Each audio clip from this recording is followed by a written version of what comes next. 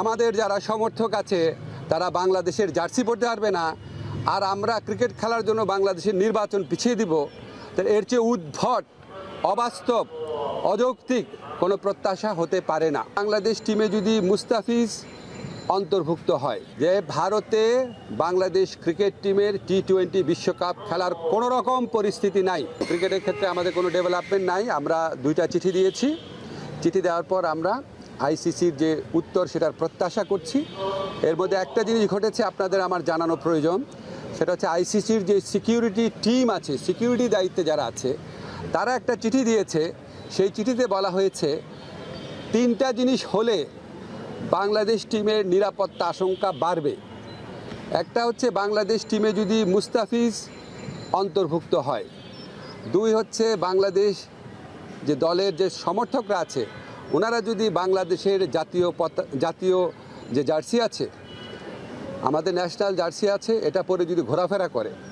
আর 3rd হচ্ছে election যত এগিয়ে আসবে তত নাকি বাংলাদেশ দলের নিরাপত্তা আশঙ্কা বৃদ্ধি পাবে।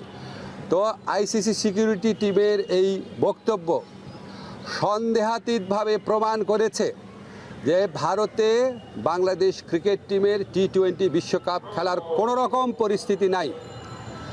আইসিসি যদি আশা করে আমরা আমাদের শ্রেষ্ঠ বোলারকে বাদ দিয়ে আমরা ক্রিকেট টিম করব, আমাদের যারা সমর্থক আছে তারা বাংলাদেশের জার্সি পরতে পারবে না, আর আমরা ক্রিকেট খেলার জন্য বাংলাদেশের নির্বাচন পিছিয়ে দিব, তাহলে এর চেয়ে উদ্ভট, অবাস্তব, অযৌক্তিক কোনো প্রত্যাশা হতে পারে না।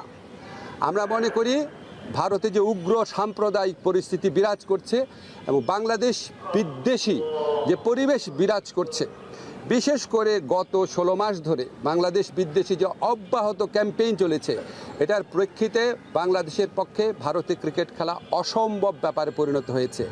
মুস্তাফিজের পর্ব এবং এরপরে আপনাদের যে চিঠির কথা বললাম সেটার মাধ্যমে এটা সন্দেহাতীতভাবে প্রমাণিত হয়েছে।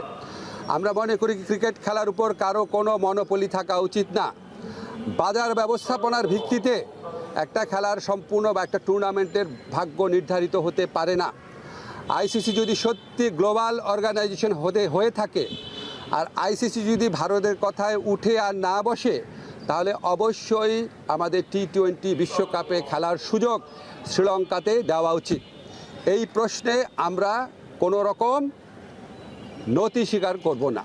2টা ভেন্যু তো ইন্ডিয়াতে, আর জিজ্ঞেস করছেন কেন? আমি তো বললাম ইন্ডিয়া মানে তো ইন্ডিয়াই। ইন্ডিয়াতে কি আপনি মানে আমরা ইন্ডিয়ার কথা বলছি, আমরা তো কলকাতা বলি নাই। সো আমাদের বক্তব্য, যদি আপনার কলকাতার থেকে চেঞ্জ করে অন্য ভেন্যুতে দেওয়া যায়, শ্রীলঙ্কা দেওয়া যায়, কোনো সমস্যা না।